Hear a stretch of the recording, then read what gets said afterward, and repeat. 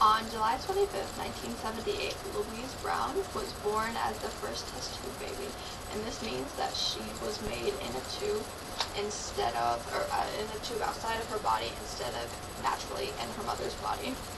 Today, I'm going to talk to you about savior siblings, and savior siblings are important because they help save the lives of sick children that are already born. So say you know a child that is sick with leukemia or another type of disease or anemia or something like that. If a family chooses to have another child, which is a genetic match, there's a chance that this first child, the child that's already existing, will be happy, or not happy, but healthy. A few years ago, I read Charlie, a little boy's story.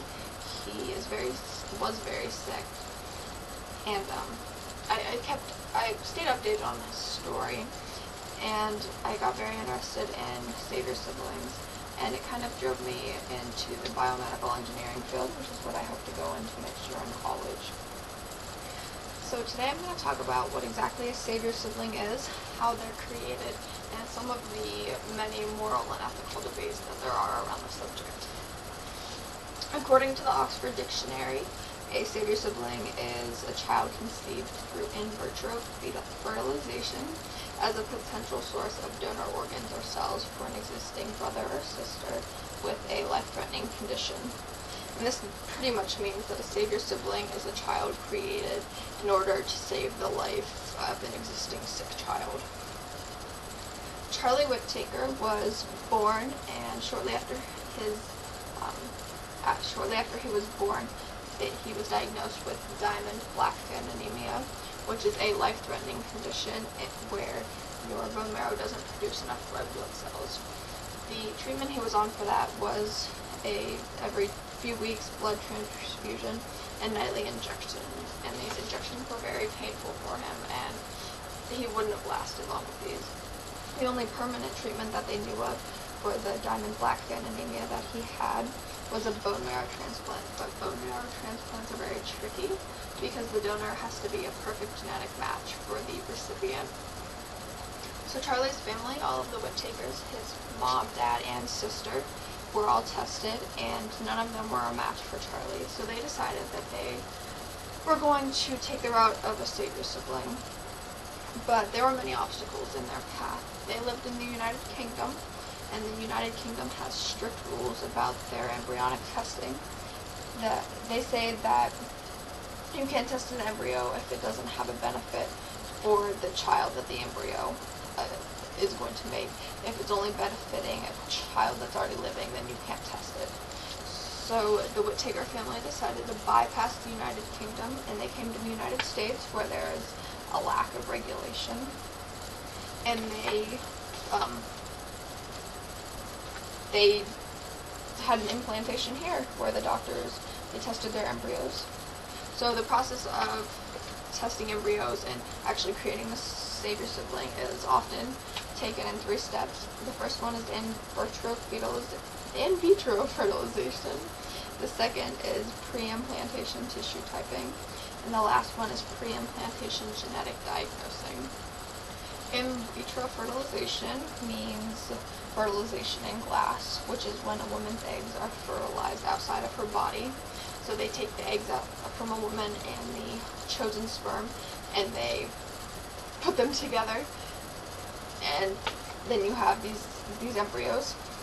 Pre-implantation tissue typing is the next step. So they'll take these embryos they just created, and they'll take a few cells from them, and they'll test the cells to check their genetics and see what kind of blood they have, or not blood, but to see their traits and what type of what makes them up. And they will, based on that, choose the genetic match or the genetic combination that they need. And the last step is not necessary, but it's commonly taken, and that is pre-implantation genetic diagnosing. And this is when the embryos are checked for genetic diseases. So if your family has a history or a predisposition for certain genetic diseases that can be tested for in the embryonic stage, then this is when they would test them. The United Kingdom controls their assisted reproductive technology pretty well. they have the Human Fertilization and Embryology Authority, and that's the HFEA. This was established in 1991, and it was the first of its type. The HFEA says that it is acceptable to select an embryo to prevent the birth of a baby with a genetic disease, but it's not acceptable to select an embryo to help another child. So in the Whittaker's case, they couldn't test an embryo just to save Charlie. The U.S., on the other hand, has a lot less regulation. Here we have about 400 to 500 facilities that will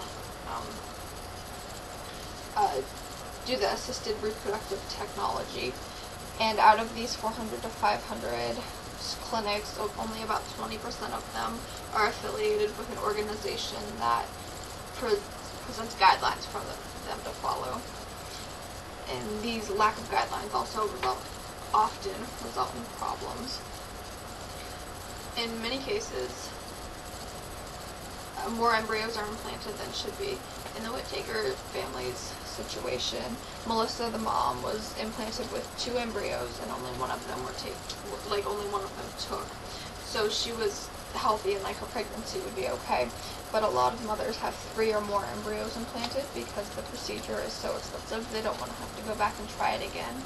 And the more embryos you have implanted and the more that take, the more riskful the pregnancy is going to be. So here in the United States, because of our lack of regulation, 43% of women that have in vitro fertilization have 3 or more embryos implanted, which the more embryos, the higher the risk of the pregnancy. The moral and ethical debates are very vast because people worry about designer babies, they worry about people playing God, and they worry about throwing away human life. There was a family in the United States, and they were having in vitro fertilization, and they fertilized 30 eggs, so they had these 30 embryos, and they only implanted 1. So now they had 29 fertilized eggs left, and they just threw them away. And it was their choice, so they had the right to do it. But a lot of people, they saw this as wrong. And it doesn't really matter if you see life as starting when the egg meets the sperm, or when the baby is born. Either way, there were at least 29 chances in life, and the family just threw these away. Another concern through the moral and ethical debates is what the child is going to go through when it's born. So if it's going to have numerous surgeries to help the existing child, or if the family didn't actually want the child, what's just going to happen to it, how it's going to be treated, because it's a minor and they don't have very much control or say over things. But on the opposite side of the debate, the people that think save your siblings are not such a bad thing, they argue that people have children for reasons other than just the child, often, all the time. So people will have a baby to save their marriage, or to provide an heir to something, or just for a playmate for a child they already have. So people argue that having a child for any of those reasons is no different than having a child to save your already existing child. Another point is that, according to Glover, he says, we've got to have a very powerful reason to resist the means by which a child's life could be saved. And you think about it, that's absolutely true. So, in conclusion, through in vitro fertilization, pre-implantation tissue typing, and pre-implantation genetic diagnosis, a child can be born free of diseases, and they can have what's necessary to save an older sibling. And to follow up on the story, though, Charlie, his mother, was implanted with the embryo, and she had a healthy pregnancy, so a little boy named Jamie was born. And when he was born, the cord blood was collected. So many years later, the Whittaker family decided that Charlie was ready, and the cord blood was given to him. And shortly thereafter, the doctors noticed that he was producing white blood cells. And then not much later, he was producing his own red blood cells. And after that, he had a full recovery. And the family lived happily ever after, and Charlie's healthy even today.